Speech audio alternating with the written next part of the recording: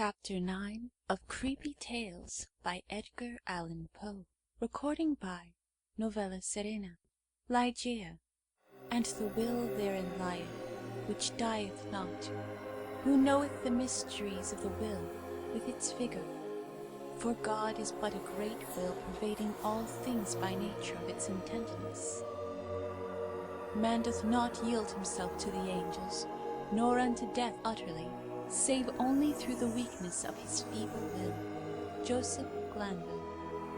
I cannot for my soul remember how, when, or even precisely where I first became acquainted with the Lady Ligeia. Long years have since elapsed, and my memory is feeble through much suffering. Or, perhaps, I cannot now bring these points to mind because, in truth, the character of my beloved, her rare learning, her singular yet placid cast of beauty, and the thrilling and enthralling eloquence of her low musical language made their way into my heart by paces so steadily and stealthily progressive that they have been unnoticed and unknown. Yet I believe that I met her first and most frequently in some large, old, decaying city near the Rhine. Of her family I have surely heard her speak. That it is of a remotely ancient date cannot be doubted. Ligeia, Ligeia, in studies of a nature more than all else adapted to deaden impressions of the outward world, it is by that sweet word alone, by Ligeia, that I bring before mine eyes in fancy the image of her who is no more. And now, while I write, a recollection flashes upon me that I have never known the paternal name of her who was my friend and my betrothed, and who became the partner of my studies, and finally the wife of my bosom. Was it a playful charge on the part of my Ligeia, or was it a test of my strength of affection that I should institute no inquiries upon this point? Or was it rather a caprice of my own, a wildly romantic offering on the shrine of the most passionate devotion? I but indistinctly recall the fact itself. What wonder that I have utterly forgotten the circumstances which originated or attended it. And indeed, if ever she, the wan and misty-winged Ashtophet of idolatrous Egypt, presided, as they tell, over marriages ill-omened, then most surely she presided over mine. There is one dear topic, however, on which my memory fails me not. It is the person of Ligeia. In stature she was tall, somewhat slender, and in her latter days even emaciated. I would in vain attempt to portray the majesty, the quiet ease of her demeanor, or the incomprehensible lightness and elasticity of her footfall. She came and departed as a shadow. I was never made aware of her entrance into my closed study, save by the dear music of her low, sweet voice, as she placed her marble hand upon my shoulder. In beauty of face, no maiden ever equaled her. It was the radiance of an opium dream, an airy and spirit-lifting vision more wildly divine than the fantasies which hovered vision about the slumbering souls of the daughters of Delos. Yet her features were not of that regular mold which we have been falsely taught to worship in the classical labors of the heathen. There is no exquisite beauty, says Bacon, Lord Verrulo, speaking truly of all the forms and genera of beauty, without some strangeness in proportion.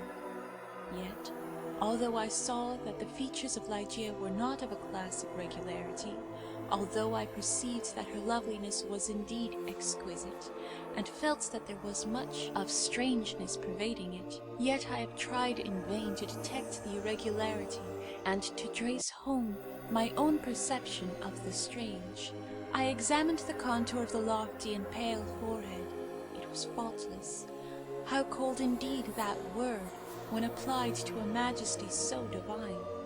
The skin rivaling the purest ivory, the commanding extent and repose, the gentle prominence of the regions above the temples, and then the raven black, the glossy, the luxuriant, and naturally curling tresses, setting forth the full force of the Homeric epithet, hyacinthine. I looked at the delicate outlines of the nose, and nowhere but in the graceful medallions of the Hebrews had I beheld a similar perfection. There were the same luxurious smoothness of the surface, the same scarcely perceptible tendency to the aquiline, the same harmoniously curved nostrils, speaking the free spirit. I regarded the sweet mouth. Here was indeed the triumph of all things heavenly, the magnificent turn of the short upper lip, the soft, voluptuous slumber of the under, the dimples which sported, and the color which spoke, the teeth glancing back with a brilliancy almost startling, every ray of the holy light which fell upon them in her serene and placid, yet most exultingly radiant of smiles. I scrutinized the formation of the chin, and here too I found the gentleness of breadth, the softness and the majesty, the fullness and the spirituality of the Greek, the contour which the god Apollo revealed but in a dream to Cleomenes, the son of the Athenian. And then I peered into the large eyes of Ligeia. For eyes we have no models in the remotely antique. It might have been, too, that in these days of my beloved lay the secret to which Lord Verulam alludes. They were, I must believe, far larger than the ordinary eyes of our own race. They were even fuller than the fullest of the gazelle eyes of the tribe of the valley of Nurjahal. Yet it was only at intervals, in moments of intense excitement, that this peculiarity became more than slightly noticeable in Ligeia. And at such moments was her beauty. In my heated fancy thus it appeared, perhaps, the beauty of beings either above or apart from the earth, the beauty of the fabulous Huri of the Turk. The hue of the orbs was the most brilliant of black, and far over them hung jetty lashes of great length. The brows, slightly irregular in outline, had the same tint. The strangeness, however, which I found in the eyes, was of a nature distinct from the formation, or the color, or the brilliancy of the features, and must, after all, be referred to in the expression. Ah, word of no meaning, behind whose vast latitude of mere sound we entrench our ignorance of so much of the spiritual. The expression of the eyes of Ligeia, how for long hours I have pondered upon it, how have I, through the whole of a midsummer night, struggled to fathom it. What was it, that something more profound than the well of Democritus, which lay far within the pupils of my beloved? What was it? I was possessed with a passion to discover. Those eyes, those large, those shining, those divine orbs, they became to me twin stars of Leda, and I to them devoutest of astrologers. There is no point, among the many incomprehensible anomalies of the science of mind, more thrillingly exciting than the fact, never, I believe, noticed in the schools, that in our endeavors to recall to memory something long forgotten, we often find ourselves upon the very verge of remembrance, without being able, in the end, to remember. And thus how frequently, in my intense scrutiny of Ligeia's eyes, have I felt approaching the full knowledge of their expression, felt it approaching, yet not quite be mine, and so at length entirely depart. And, strange, oh strangest mystery of all, I found, in the commonest objects of the universe, a circle of analogies to that expression. I mean to say that subsequently to the period when Ligeia's beauty passed into my spirit, there dwelling as in a shrine, I derived, from many existences in the material world, a sentiment such as I felt always aroused within me by her large and luminous orbs. Yet not the more could I define that sentiment, nor analyze, nor even steadily view it. I recognized it, let me repeat, sometimes in the survey of a rapidly growing vine, in the contemplation of a moth, a butterfly, a chrysalis, a stream of running water. I have felt it in the ocean, in the falling of a meteor. I have felt it in the glances of unusually aged people. And there are 1 or 2 stars in heaven, one especially a star of the 6th magnitude, double and changeable, to be found near the large star in Lyra, in a telescopic scrutiny of which I have been made aware of the feeling. I have been filled with it by certain sounds from stringed instruments, and not unfrequently by passages from books. Among innumerable other instances, I well remember something in a volume of Joseph Glanvill, which, perhaps merely from its quaintness, who shall say, never failed to inspire me with the sentiment, "And the will therein lieth, which dieth not. Who knoweth the mysteries of the will with its vigour? For God is but a great will, pervading all things by nature of its intentness. Man doth not yield him to the angels, nor unto death utterly, save only through the weakness of his feeble will." Length of years and subsequent reflection have enabled me to trace, indeed, some remote connection between this passage in the English moralist and a portion of the character of Ligeia. An intensity in thought, action, or speech was possibly in her a result, or at least an index, of that gigantic volition which, during our long intercourse, failed to give other and more immediate evidence of its existence. Of all the women whom I have ever known, she, the outwardly calm, the ever-placid Ligeia, was the most violently a prey to the tumultuous vultures of stern passion, and of such passion I could form no estimate, save by the miraculous expansion of those eyes, which at once so delighted and appalled me by the almost magical melody, modulation, distinctness, and placidity of her very low voice, and by the fierce energy, rendered doubly effective by contrast with her manner of utterance, of the wild words which she habitually uttered. I have spoken of the learning of Ligeia. It was immense, such as I have never known in woman. In the classical tongues she was deeply proficient, and as far as my own acquaintance extended in regard to the modern dialects of Europe, I have never known her at fault.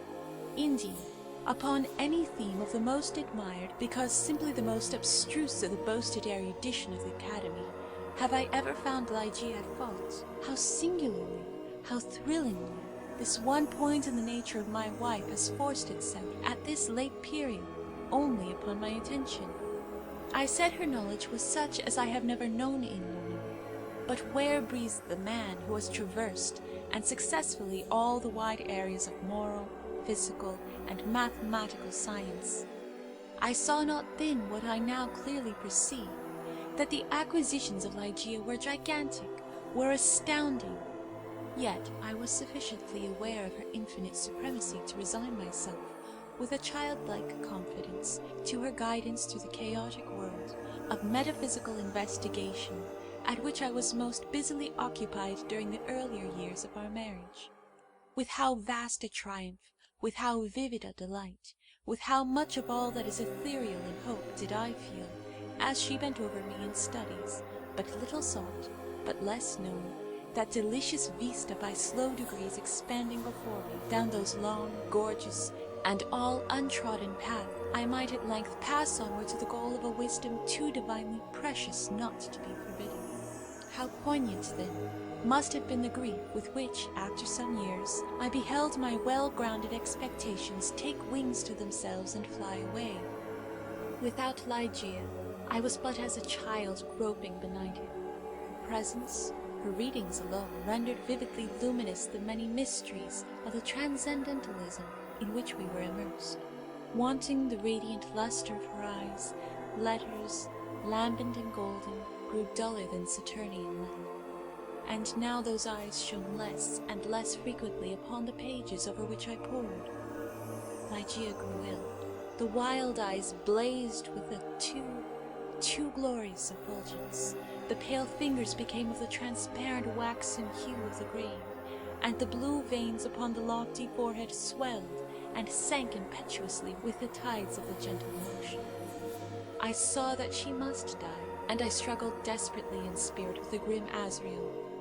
And the struggles of the passionate wife were, to my astonishment, even more energetic than my own.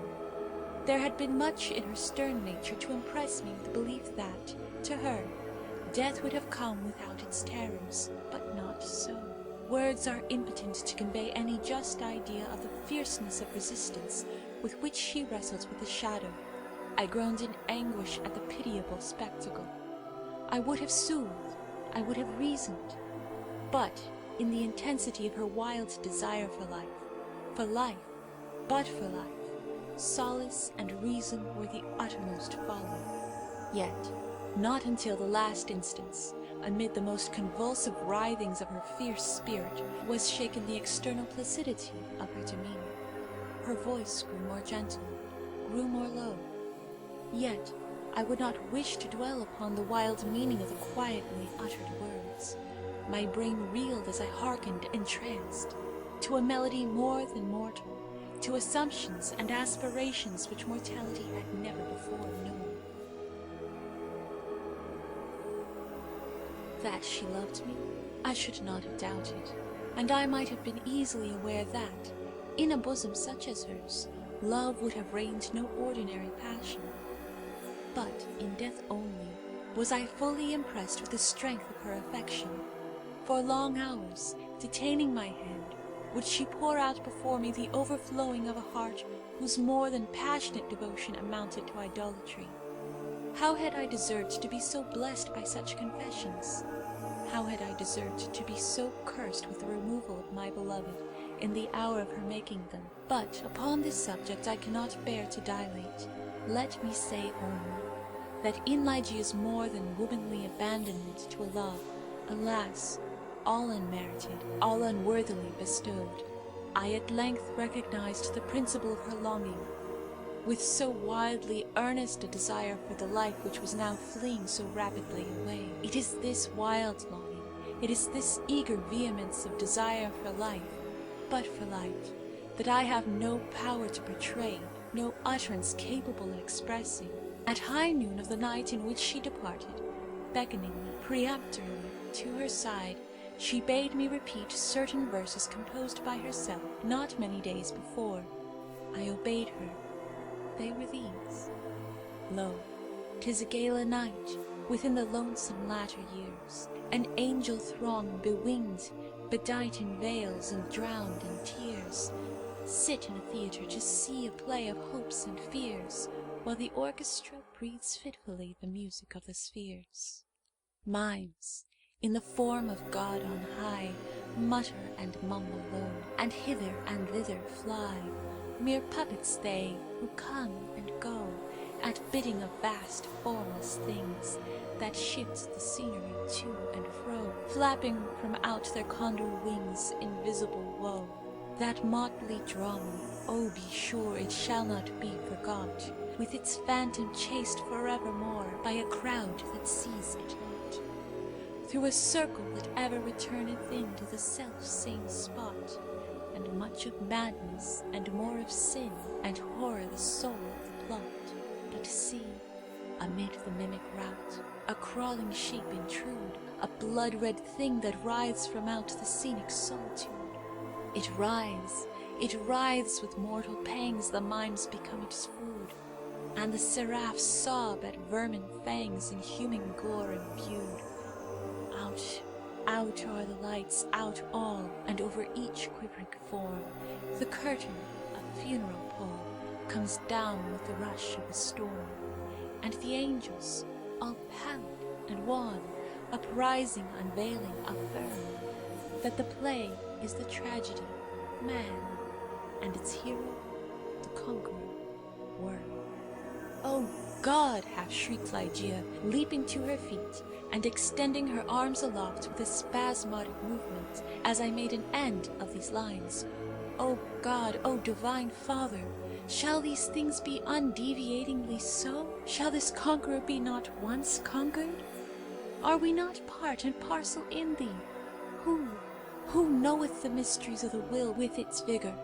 Man doth not yield him to the angels, nor unto death utterly, save only through the weakness of his feeble will."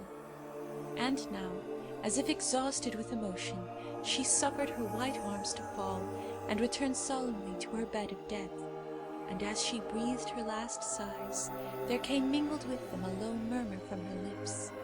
I bent to them my ear and distinguished, again, the concluding words of the passage in Glanvill: "Man doth not yield him to the angels, nor unto death utterly, save only through the weakness of his feeble will. She died, and I, crushed into the very dust with sorrow, could no longer endure the lonely desolation of my dwelling in the dim and decaying city by the Rhine. I had no lack of what the world calls wealth. Ligeia had brought me far more, very far more than ordinarily falls to the lot of mortals. After a few months, therefore, of weary and aimless wandering, I purchased and put in some repair an abbey, which I shall not name, in one of the wildest and least frequented portions of fair England. The gloomy and dreary grandeur of the building, the almost savage aspect of the domain, the many melancholy and time-honored memories connected with both, had much in unison with the feelings of utter abandonment which had driven me into that remote and unsocial region of the country. Yet, although the external abbey with its verdant decay hanging about it suffered but little alteration, I gave way with a childlike perversity, and perchance with a faint hope of alleviating my sorrows, to a display of more than regal magnificence within. For such follies, even in childhood, I had imbibed a taste, and now they came back to me, as if in the dotage of grief. Alas! I feel how much even of the incipient madness might have been discovered in the gorgeous and fantastic draperies, in the solemn carvings of Egypt, in the wild cornices and furniture, in the bedlam patterns of the carpets tufted gold.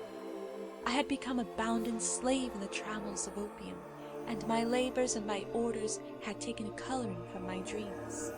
But these absurdities must not pause to detail.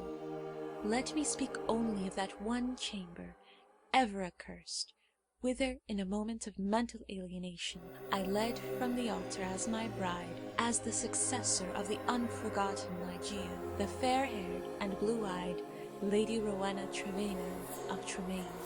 There is no individual portion of the architecture and decoration of that bridal chamber which is not now visibly before me.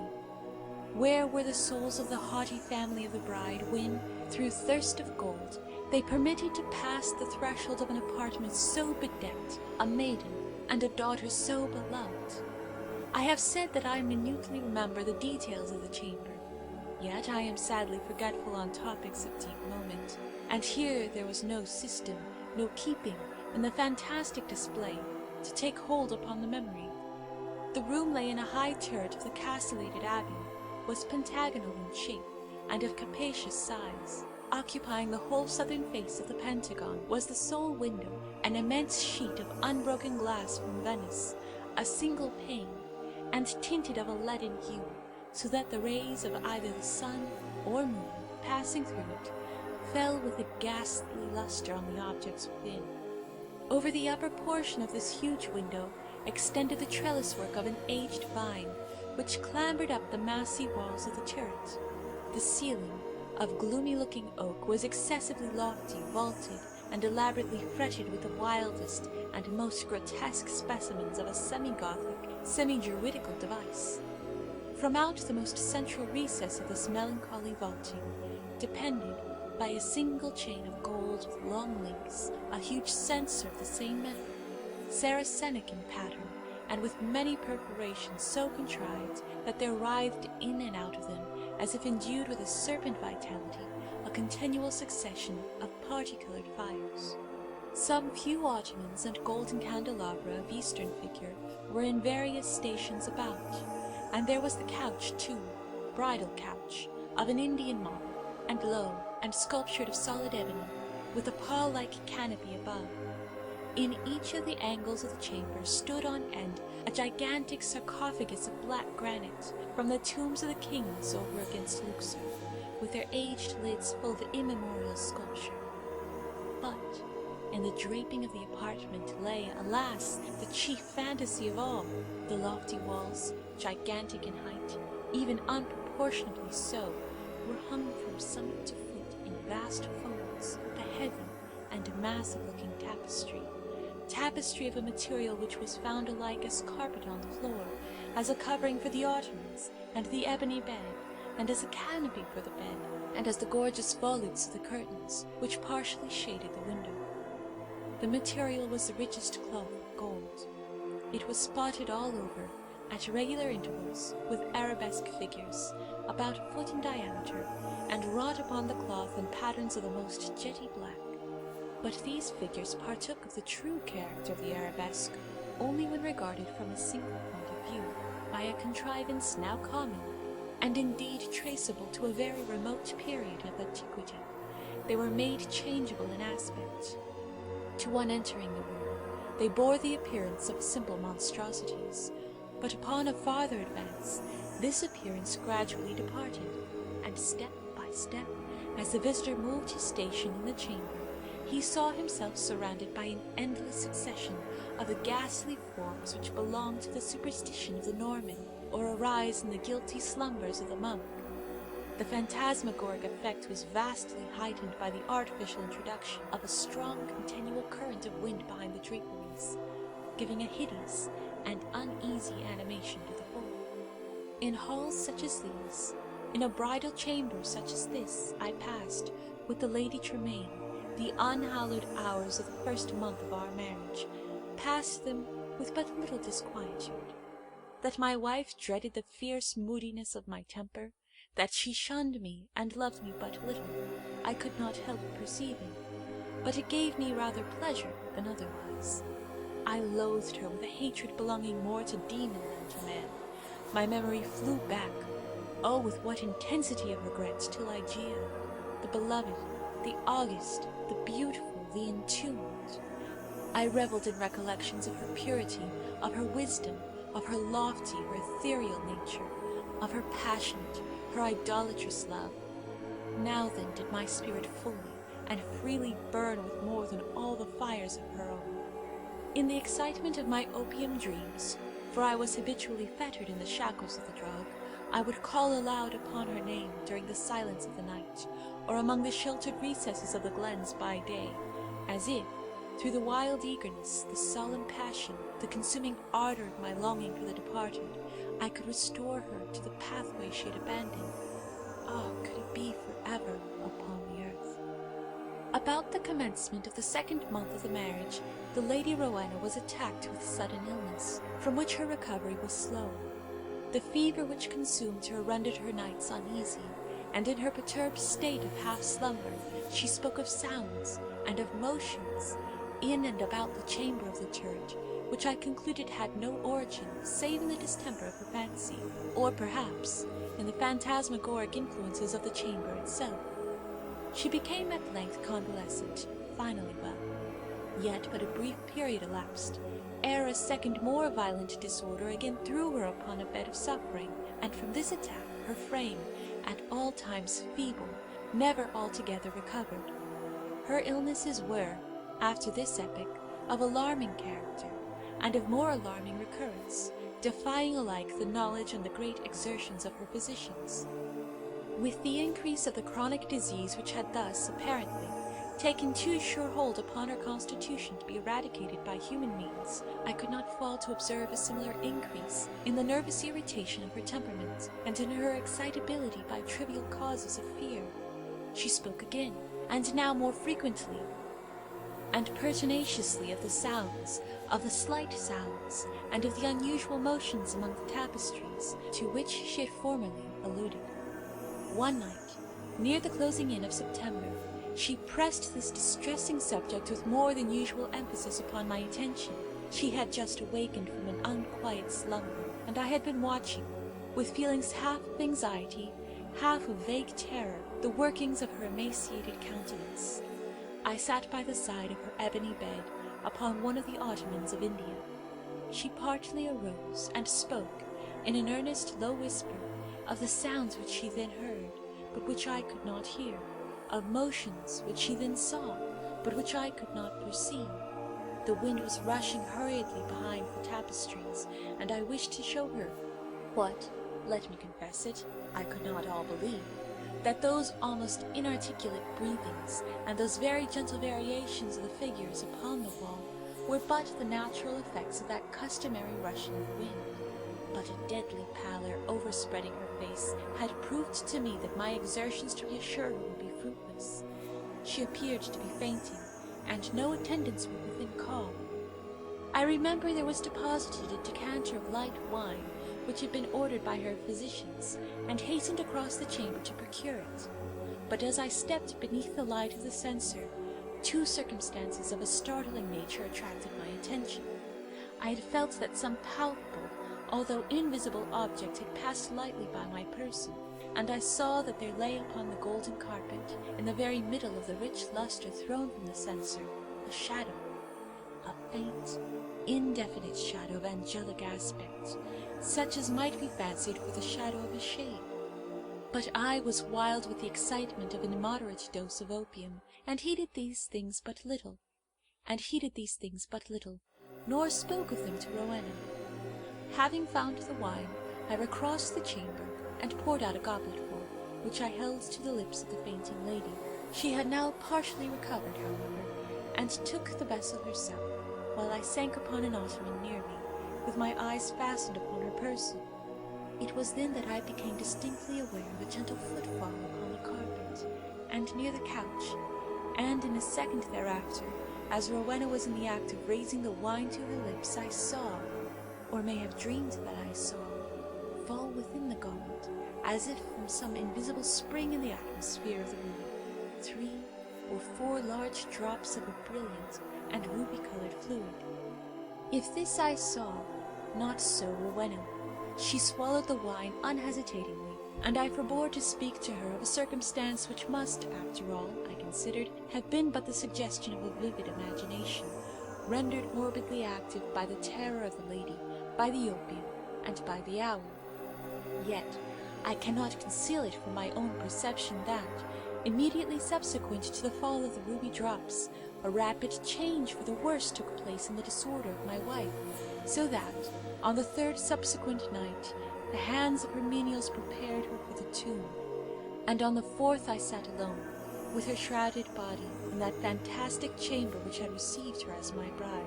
Wild visions, opium-engendered, flitted, shadow-like, before me. I gazed with unquiet eye upon the sarcophagi in the angles of the room, upon the varying figures of the drapery, and upon the writhing of the parti-coloured fires in the censer overhead. My eyes then fell, as I called to mind the circumstances of a former night, to the spot beneath the glare of the censer, where I had seen the faint traces of the shadow. It was there, however, no longer, and breathing with greater freedom, I turned my glances to the pallid and rigid figure upon the bed. Then rushed upon me 1,000 memories of Ligeia, and then came back upon my heart, with the turbulent violence of a flood, the whole of that unutterable woe with which I had regarded her thus enshrouded. The night waned, and still, with a bosom full of bitter thoughts of the one only and supremely beloved, I remained gazing upon the body of Rowena. It might have been at midnight, or perhaps earlier, or later, for I had taken no note of time, when a sob, low, gentle, but very distinct, startled me from my reverie. I felt that it came from the bed of ebony, the bed of death. I listened in an agony of superstitious terror, but there was no repetition of the sound. I strained my vision to detect any motion in the corpse, but there was not the slightest perceptible. Yet I could not have been deceived. I had heard the noise, however faint, and my soul was awakened within me. I resolutely and perseveringly kept my attention riveted upon the body. Many minutes elapsed before any circumstance occurred tending to throw light upon the mystery. At length it became evident that a slight, a very feeble and barely noticeable tinge of color had flushed up within the cheeks and along the sunken small veins of the eyelids.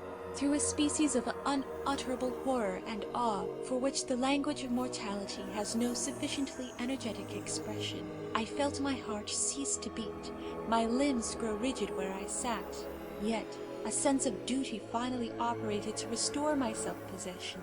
I could no longer doubt that we had been precipitate in our preparations, that Rowena still lived.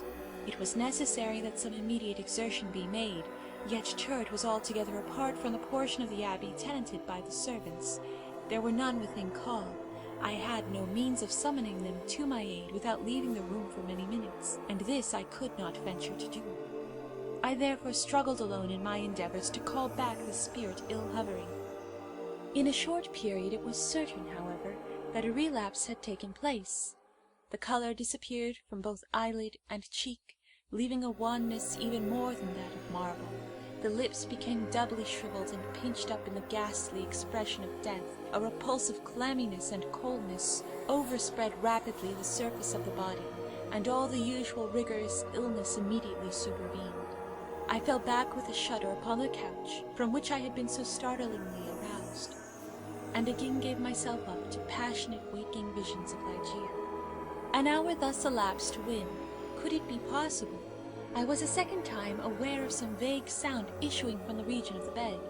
I listened in extremity of horror. The sound came again. It was a sigh. Rushing to the corpse, I distinctly saw a tremor upon the lips. In a minute afterward they relaxed, disclosing a bright line of the pearly teeth. Amazement now struggled in my bosom with the profound awe which had hitherto reigned there alone. I felt that my vision grew dim, that my reason wandered, and it was only by a violent effort that I at length succeeded in nerving myself to the task which duty thus once more had pointed out. There was now a partial glow upon the forehead and upon the cheek and throat. A perceptible warmth pervaded the whole frame. There was even a slight pulsation at the heart. The lady lived, and with redoubled ardor I betook myself to the task of restoration. I chafed and bathed the temples and the hands, and used every exertion which experience and no little medical reading could suggest, but in vain. Suddenly the color fled, the pulsation ceased, the lips resumed the expression of the dead, and in an instant afterward the whole body took upon itself the icy chillingness, the livid hue, the intense rigidity, the sunken outline, and all the loathsome peculiarities of that which has been, for many days, a tenant of the tomb. And again I sunk into visions of Ligeia, and again, what marvel that I shudder while I write, again there reached my ears a low sob from the region of the ebony bed. But why shall I minutely detail the unspeakable horrors of that night? Why shall I pause to relate how, time after time, until near the period of the grey dawn, this hideous drama of revivification was repeated, how each terrific relapse was only into a sterner and apparently more irredeemable death, how each agony wore the aspect of a struggle with some invisible foe, and how each struggle was succeeded by I know not what of a wild change in the personal appearance of the corpse. Let me hurry to a conclusion. The greater part of the fearful night had worn away, and she who had been dead once again stirred, and now more vigorously than hitherto, although arousing from a dissolution more appalling in its utter hopelessness than any. I had long ceased to struggle or to move, and remained sitting rigidly upon the ottoman, a helpless prey to a whirl of violent emotions, of which extreme awe was perhaps the least terrible, the least consuming. The corpse, I repeat, stirred, and now more vigorously than before.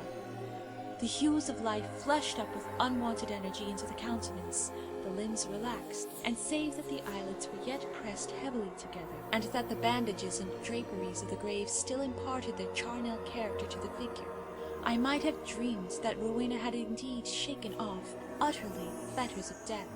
But if this idea was not even then altogether adopted, I could at least doubt no longer, when arising from the bed, tottering, with feeble steps, with closed eyes, and with the manner of one bewildered in a dream, the thing that was enshrouded advanced boldly and palpably into the middle of the apartment. I trembled not, I stirred not, for a crowd of unutterable fancies connected with the air, the stature, the demeanor of the figure, rushed hurriedly through my brain, had paralyzed, had chilled me into stone. I stirred not, but gazed upon the apparition. There was a mad disorder in my thoughts, a tumult unappeasable. Could it, indeed, be the living Rowena who confronted me?